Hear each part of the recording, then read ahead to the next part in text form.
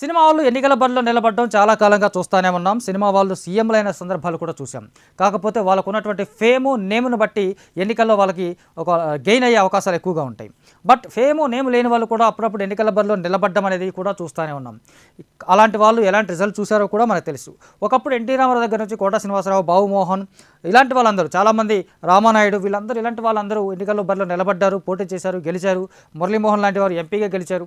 ఇలాగా వీళ్ళందరికీ ఒక స్టార్డమ్ వచ్చిన తర్వాత ఆ స్టార్డమ్ను ముందు పెట్టుతూనే తమ దగ్గర ఉన్న క్యాష్ను కూడా కలిపి ఎన్నికల బరిలో నిలబడ్డారు, గెలిచారు. కాకపోతే ఇప్పుడున్న ట్రెండ్లో చూసుకుంటే ఎవరి దగ్గర ఎక్కువ డబ్బులు ఉన్నాయి, ఎవరు ఎక్కువ డబ్బులు పంచగలరు, ఎవరు ఎక్కువగా హామీలు ఇవ్వగలరు, ఎవరు ఎక్కువగా ఏం చేయగలరు, ఏం చెప్తే దాన్ని బట్టి మాత్రమే ఓట్లు రాలుతున్న కాలంలో ఉన్నాం మనం. ఇలాంటి సందర్భంలో కొంతమంది సామాన్యులు ఎన్నికల బరిలో నిలబడాలని ప్రయత్నం చేస్తూ ఉంటారు. వాళ్ళది ప్రయత్నంగా మాత్రమే ఆగిపోతుందా, లేకపోతే ఎన్నికల బరిలో పోటీ ఇస్తారా అనేది ఖచ్చితంగా ఎవరైనా సులువుగా ఊహించవచ్చు. లాస్ట్ టైం కొల్లాపూర్ ఎన్నికల బరిలో బరిలెక్క నిలిచింది. తను టాక్ ఆఫ్ ది టౌన్ అయింది. 2 తెలుగు రాష్ట్రాల్లో ఒక సంచలనమైనటువంటి ఇదిగా తను మారింది. తనకి ఎన్ని ఓట్లు వచ్చాయి అనేది పక్కన పెడితే మిగతా పార్టీల వాళ్ళ కంటే కూడా చాలా ఎక్కువ ఓట్లు తెచ్చుకుందని ఇంకా వేరే పార్టీల వాళ్ళు ఈ అమ్మాయిని చూపించి వేరే పార్టీల మీద సటైర్స్ వేసిన సందర్భాలు చూసాం. అంటే ఆ అమ్మాయి తను తెచ్చుకున్న ఎన్నికల ఓట్ల కంటే కూడా తను చూపించిన ప్రభావం, తను చూసుకున్నటువంటి తను నిలబడ్డటువంటి తెగువ ఎక్కువగా టాక్ ఆఫ్ ది టౌన్గా మారింది. బట్ అలాంటి సెన్సేషన్ ఏమి లేకుండానే, అలాంటి సంచలనమైనటువంటి నేపథ్యం ఏమీ లేకుండానే మరొక సామాన్యమైనటువంటి నటి ఎన్నికల బరిలో నిలబడింది. తను మా ఊరి పొలిమేర అనే సినిమాలో గెటప్ సీన్కి వైఫ్గా నటించినటువంటి అమ్మాయి పేరు దాసరి సాహితి. తాను చేవెళ్ళ నియోజకవర్గం నుంచి ఎంపీ అభ్యర్థిగా రీసెంట్గా నామినేషన్ వేయడం చాలామందిని ఆశ్చర్యానికి గురి చేసింది. ఎందుకంటే సాహితీకి సంబంధించినటువంటి సినిమా నేపథ్యం పెద్ద బలమైనదేం కాదు, తను ఒక స్టార్ కాదు, హీరోయిన్గా కూడా చేయలేదు, క్యారెక్టర్ ఆర్టిస్ట్గా కూడా బలమైనటువంటి ఇంపాక్ట్ చూపించలేదు.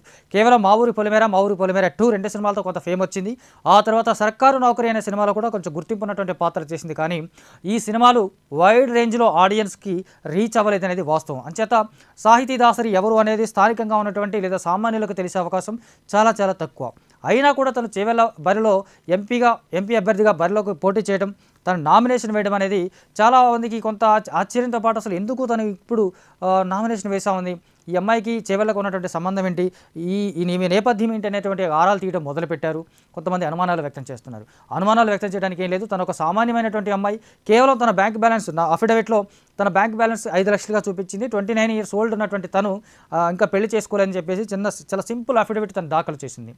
మరి ఎందుకు సాహితీ దాసరి ఇక్కడ పోటీ చేస్తూ ఉంది? అక్కడ చాలా బలమైనటువంటి అభ్యర్థులు ఉన్నారు. కొండా విశ్వేశ్వరరెడ్డి కొన్ని కోట్లు ఉన్న వ్యక్తి ఉన్నాడు.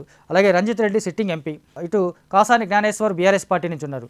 వీళ్ళందరి హేమాహేమీల మధ్య సాహితీ దాసరి ప్రభావం చూపిస్తుందా అంటే ఖచ్చితంగా చూపించదు. కానీ తను ఏం ఆశించి ఇక్కడ పోటీ చేయడానికి సిద్ధపడింది, ఏం కోరుకొని తను అక్కడ అభ్యర్థిగా నిలబడబోతోంది అనేది చాలామందిని వెంటాడుతున్నటువంటి ప్రశ్న, ఒక అనుమానం. నిజానికి తను ఎన్ని ఓట్లు తెచ్చుకుంటుంది, తన ప్రాంతం ఏంటి, తన నేపథ్యం ఏంటి, ఈ విషయాలు కూడా చాలామందికి పెద్దగా క్లారిటీ లేదు. అయినా సాహితీ దాసరి ఎంపీగా పోటీ చేయడం వెనక ఉన్నటువంటి ఉద్దేశం ఏంటనేది కొంచెం విచిత్రంగానే ఉంది. కాకపోతే ఈ ఎంపీగా తను పోటీ చేయడం ద్వారా వచ్చేటువంటి ఒక ఫేమ్ ఉంటుంది, నేమ్ ఉంటుంది. అది తర్వాత తన కెరీర్కి ఉపయోగపడే అవకాశాలు ఉంటుంది అని తను ఒకవేళ ఈ ప్రయత్నం చేస్తుందేమో తెలియదు. కానీ ఇప్పటివరకైతే తనకు ఉన్నటువంటి ఫేమ్ నేమ్ పెద్దగా ఏం లేదు. కొన్ని షార్ట్ ఫిల్మ్స్ చేసింది, ఒక ఆడియో సాంగ్స్, ఆల్బమ్ సాంగ్స్ ఏదో చేసినట్టుంది.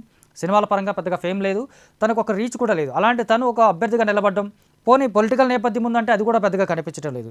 అఫ్కోర్స్ సినిమా నేపథ్యం ఉండక్కర్లేదు, స్టార్డమ్ ఉండక్కర్లేదు. కానీ తనకు ఏమైనా రాజకీయ నేపథ్యం ఉందా, తన కుటుంబాలు అంతకుముందు రాజకీయాల్లో ఉన్నాయా, ఆ వారసత్వంగా తను వస్తుందంటే అది కూడా లేదు. కేవలం ఒక సామాన్యమైనటువంటి మహిళగా, యువతిగా తను రాజకీయాల్లోకి ఎంట్రీ ఇచ్చినట్టుగా మనకు అనిపిస్తోంది.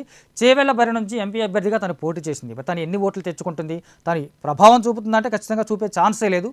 మినిమం ప్రభావం కూడా చూపించే ఛాన్స్ లేదు. కాకపోతే తను ఎన్ని ఓట్లు తెచ్చుకుంటుంది, తన ప్రచార సరళి ఎలా ఉండబోతుంది, తను ఓట్లని ఎలా అభ్యర్థించబోతోంది, ఓటర్లను ఎలా ఆకట్టుకోబోతోంది, ఇలాంటి అంశాలన్నీ కూడా ఒక చర్చనీయాంశంగా ఉంటుంది. అది కూడా తను స్ట్రాంగ్గా నిలబడి ఎన్నికల వరకు ప్రచారం చేసుకోగలిగేంత కెపాసిటీ తనకు ఉంటే మాత్రమే అప్పుడే ఇవన్నీ కూడా పరిగణలోకి వస్తాయి. లేదంటే తను ఏదో ఊసుపోక నామినేషన్ వేసిందని అనిపించుకోవడం అలాగే జరుగుతుంది తప్ప నిజంగా తను ఒక ప్రభావం చూపించడానికి, తను ఏదో చేయడానికి వస్తానని చెప్పి ప్రజల్ని చైతన్యవంతం చేసేంత స్పేసు, టైం కూడా ఇప్పుడు లేదు. కాబట్టి సాహితీ దాసరి వేసినటువంటి నామినేషన్ ఒక నామమాత్రమైనటువంటి విషయంగానే చెప్పుకోవచ్చు.